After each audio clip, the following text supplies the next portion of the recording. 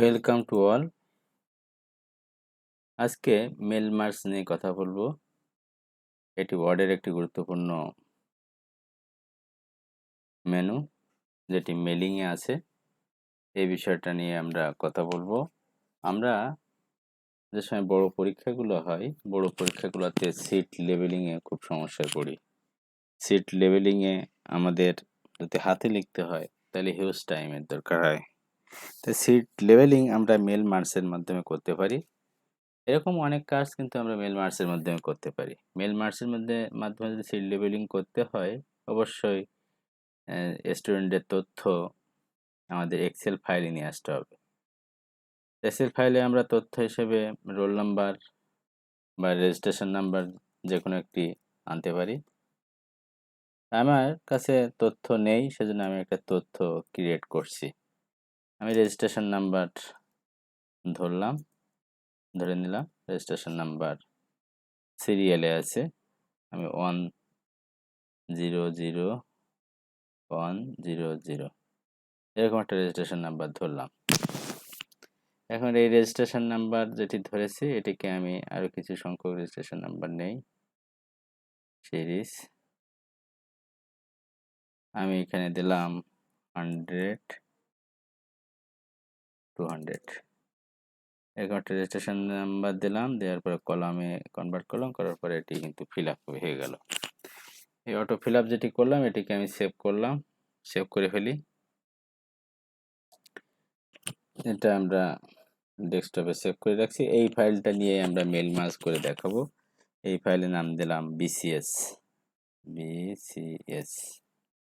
ডেস্কটপে সেভ করে রাখছি বিসিএস ফাইল আকারে। এটি আমরা মেল মার্জ আকারে দেখাবো। মেল মার্জ করে সিট লেভেল কিভাবে করতে হয় সেটি দেখাবো। এটার জন্য একটা নিউ পেজ নিলাম। পেজ নেওয়ার পরে আমরা এখান থেকে মেলিং যে মেনু আছে এখানে আসবো। আসার পরে স্টার্ট মেল মার্জ এখানে ক্লিক করব, করার পরে লেভেলে আসবো। লেভেলে আসার পরে এখানে যাই আসুন না কেন ওকে করে দেব। দেওয়ার পরে এখানে এইভাবে সিলেক্ট করব, করার পরে আমরা অল বর্ডার দিয়ে দেব। অল বর্ডার দিয়ে দিলাম। অল বর্ডার যেটি দিলাম, এখানে আমরা এতগুলো, এটা ঠিক মতো সিলেক্ট হয়নি মনে হচ্ছে।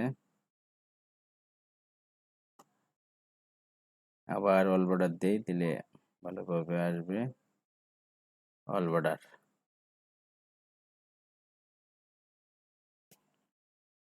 আমি এতগুলো রো রাখতে চাচ্ছি না, এতগুলো কলাম রাখতে চাচ্ছি না। কলামগুলো আমি যেগুলো রাখতে চাচ্ছি না সেগুলো আমি ডিলিট করে দেই।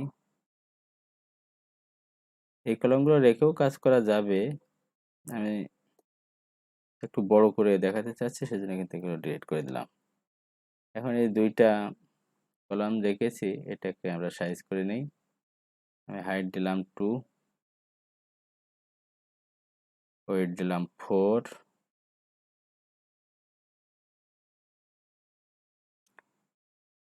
আমরা সিট লেভেলে এরকমই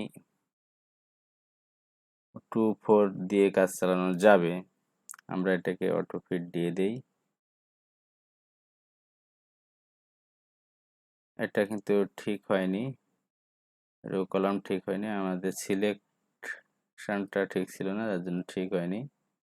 আমরা সিলেকশন যদি ঠিক রাখি তাহলে কিন্তু ঠিক হয়ে যাবে। এই যে ঠিক হয়ে গেছে, কলাম রো প্রপারলি ঠিক হয়ে গেছে। হাইটটা একটু ঠিক করে নেই, 2 আর এটা 6 রাখি। তাহলে আমাদের কলাম রো যে হাইট এবং ওয়েটে নিতে চাই সেই অনুযায়ী কিন্তু আমি করে নিছি। এখন আমি যে রোল নাম্বারটা আনবো সেটি এখানে ক্লিক করব, আর এখানে যে লেখাগুলো আমি লিখতে চাই, যে কি পরীক্ষা ইত্যাদি ইত্যাদি, সেই পরীক্ষার বৃত্তান্ত আমি এখানে লিখতে চাইলে সেটা আমরা লিখে নেব। যে বিসিএস এক্সাম 2022 আর রোল মনে করলাম এইটা আমি লিখব। এর বাইরে যা খুশি তোমরা লিখতে পারবা, অর্থাৎ যে পরীক্ষা হবে সেই পরীক্ষা অনুরূপ এইভাবে লিখবো আমরা।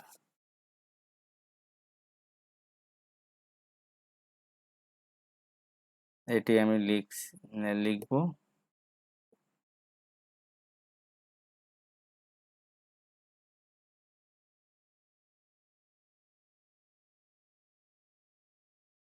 এটি লিখব। লেখার পরে আমাদের যে জায়গাটাতে আমি তথ্য আনতে চাই সেই জায়গাতে ক্লিক করে নিয়ে আসবো। তারপর রোলে আমি রোল নাম্বারগুলো ইনসার্ট করতে চাই, যে রোল নাম্বারগুলো আমি ক্রিয়েট করেছিলাম এক্সেল ফাইলে। সেই রোল নাম্বারগুলো আনার জন্য আমাদের সিলেক্ট রেসিপিয়েন্টে যাব, গিয়ে ইউজ অ্যান্ড এক্সিস্টিং লিস্টে ক্লিক করব। করার পর ডেস্কটপে ক্লিক করব। যেহেতু ডেস্কটপে রেখেছি বিসিএস নামে, এটিতে ওপেন করব। করার পরে এটি ওকে করে দিব। ওকে করার পরে ইনসার্ট মেল মার্কস এখানে ক্লিক করব। করার পরে রেজিস্ট্রেশন নাম্বার, আমরা এটা রেজিস্ট্রেশন নাম্বার আকারে লিখেছিলাম, তাহলে এখানে রোল নাম্বার লিখেছি, তাহলে রোল নাম্বার না লিখে এখানে রেজিস্ট্রেশন নাম্বার দিয়ে দিই। রেজিস্ট্রেশন নাম্বার আমাদের এটি লিখলাম। এরপরে আমরা কি করব, এটাকে আমরা আপডেট লেভেল দিয়ে দেব। আপডেট লেভেল দেওয়ার পরে এরকম চলে আসবে। আসার পরে আমরা ফিনিশ মেল মার্কসে ক্লিক করব। করার পরে এডিট ইন্ডিভিজুয়াল ডকুমেন্টে ক্লিক করব। করার পরে অল ওকে করে দেব।